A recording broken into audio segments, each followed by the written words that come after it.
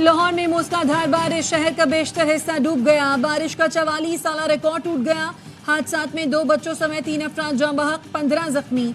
सबसे ज्यादा एयरपोर्ट के इलाके में 360 मिलीमीटर बारिश रिकॉर्ड की गई। निजाम जिंदगी दरहम बरहम हो गया। कई इलाके नदी नाले में तब्दील, पानी घरों में दाखिल, सड़कें डूब गईं, अंडरपासेस भर गए। सर्विसेज और जनरल अस्पताल में भी पानी आ गया। बिजली का तरसीली निजाम भी बुरी तरह मुतासर। रावलपिंडी के बरसाती नाले में लड़की डूबकर जाँ बहक, 8 घंटे बाद लाश निकाल ली गई। लड़की स्कूटी चलाते हुए बरसाती नाले में गिर गई थी।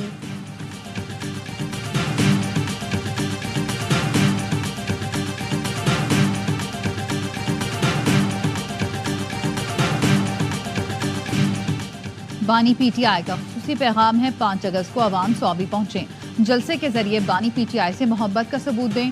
ऑपोजिशन लीडर उमर अयूब कहते हैं 5 अगस्त को दुनिया को साबित करना है, पीटीआई मकबूल तरीन जमात है। असद कैसे ने कहा कि आइंदा 2 हफ्ते में ग्रैंड अलायंस बनाने जा रहे हैं। जो लोग सड़कों पर तहरीक चला रहे हैं उन सबको इकट्ठा करेंगे। तमाम जमातों से राब्ते और मुशावरत होगी। फैसला किया है तमाम सियासी कैदियों की रिहाई के लिए आवाज उठानी है।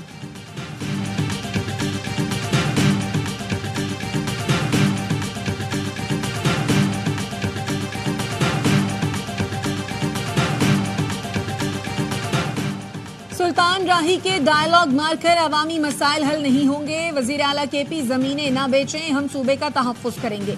10 साल केपी में आपकी हुकूमत ही तो खजाने के साथ क्या किया। गवर्नर खैबर पख्तूनख्वा फैसल करीम कुंडी ने वजीर आला केपी को आड़े हाथों ले लिया। कहा आप भीख भी मांगते हैं और बदमाशी भी करते हैं। ऐसा ना हो कहीं आप पैसों के लिए वजीर आला हाउस को भी बेच दें। हम इस्लामाबाद जाएंगे और अपने सूबे का हक लेंगे।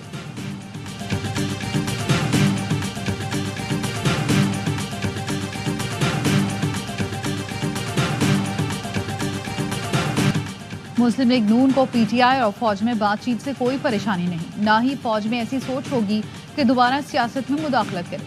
वफाकी वजीर मनसूबाबंदी एहसन इकबाल कहते हैं पीटीआई पर पाबंदी लगे या ना लगे, एक बात तय है कि पीटीआई की सियासत रियासत के मुफादात पर बराह रास्त हमलावर है। इस तर्ज सियासत पर अमरीका और बरतानिया भी किसी जमात को सियासी किरदार की इजाजत नहीं देंगे।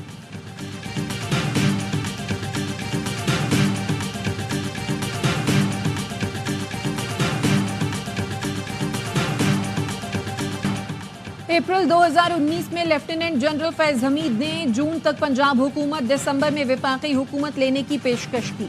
वजीर दिफा ख्वाजा आसिफ का इंकशाफ। कहा 20 मिनट की यह मुलाकात जनरल बाजवा के ससुर के घर पर हुई। फैज हमीद ने कहा था हम बानी पीटीआई से तंग आ चुके, बानी पीटीआई एक्सपोज हो गए हैं। पाकिस्तान तो क्या दुनिया में कोई एक आदमी बता दे जो उन पर एतबार करता हो।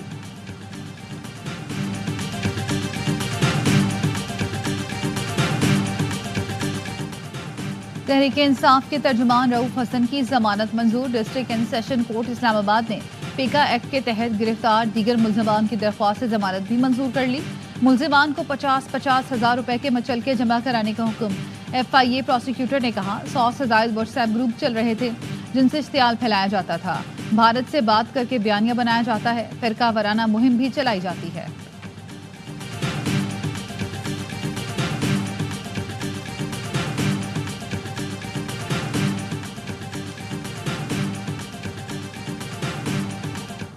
$2 ट्रिलियन हम इनको दे रहे हैं और पता चल रहा है कि ये प्लांट 30% पे बिजली देते हैं और 70% पैसा उसके बनाए बगैर ले लेते हैं। हमारी एक ही डिमांड, जितनी बिजली बनाएं उसका पैसा अदा करें।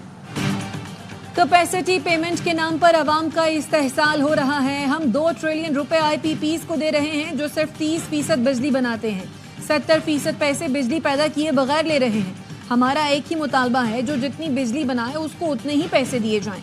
साबिक निगरान वफाकी वजीर गौहर एजाज कहते हैं हमने पिटीशन तैयार कर ली, सुप्रीम कोर्ट जा रहे हैं, ऑडिट कराने की दरखास्त करेंगे। आज इस मामले पर सदर मुमलिकत से भी मिलेंगे।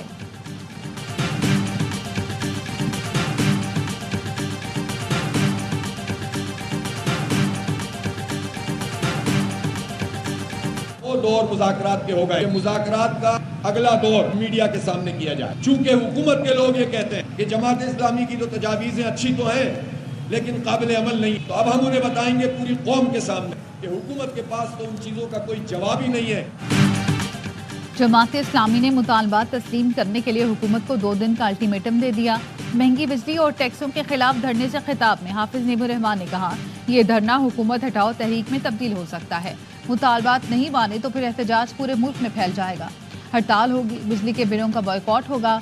मुज़ाकरात में हुकूमत के पास किसी बात का जवाब नहीं था। अब तीसरा दौर मीडिया के सामने होगा। जमात इस्लामी ने 3 अगस्त को कराची में गवर्नर हाउस के सामने धरने का ऐलान कर दिया।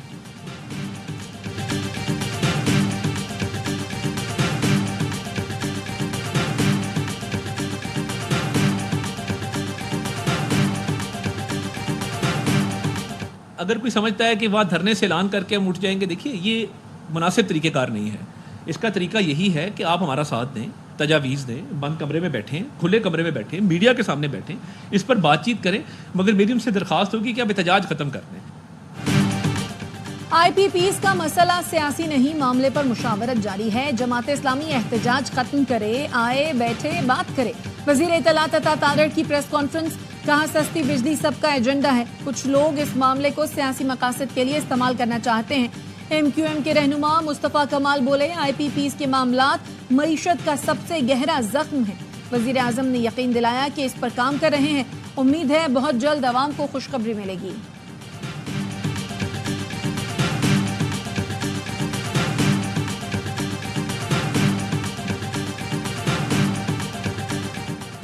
वज़ीर आज़म शहबाज शरीफ से दौलत मुश्तरका की सेक्रेटरी जनरल की मुलाकात। वज़ीर आज़म ने मुश्तरका दिलचस्पी के उमूर, नौजवानों को बाइख्तियार बनाने के अज़म का इआदा किया।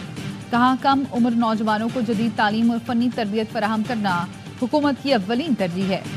पेट्रिशिया स्कॉटलैंड ने प्राइम मिनिस्टर यूथ प्रोग्राम की कारकर्दगी को सराहा। पाकिस्तान को कॉमनवेल्थ आर्टिफिशियल इंटेलिजेंस कंसोर्शियम में शमूलियत की भी दावत दी।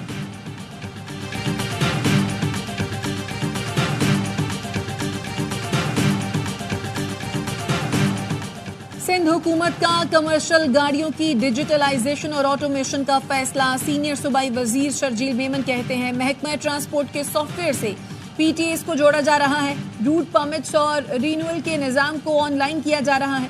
ट्रांसपोर्ट से मुताल्लिक अवामी शिकायती मरकज भी जल्द कायम किया जाएगा।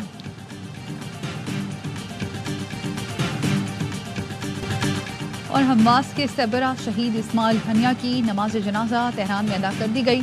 ईरान के रहबर आला आयतुल्लाह खामनाई ने इस्माइल हनिया और उनके महाफिज वसीम अबू शाबान की नमाज जनाजा पढ़ाई। हज़ारों अफराद ने शिरकत की। इस्माइल हनिया को कल नमाज जुमा के बाद दोहा में सुपुर्द खाक किया जाएगा। तेहरान में जिस इमारत पर हमला किया गया उसकी तस्वीर सामने आ गई। न्यूयॉर्क टाइम्स के मुताबिक इमारत के एक कोने को नुकसान पहुंचा, जिसे सब्ज कपड़े से ढांप दिया गया। पहली मंजिल की छत पर मलबा भी देखा जा सकता है।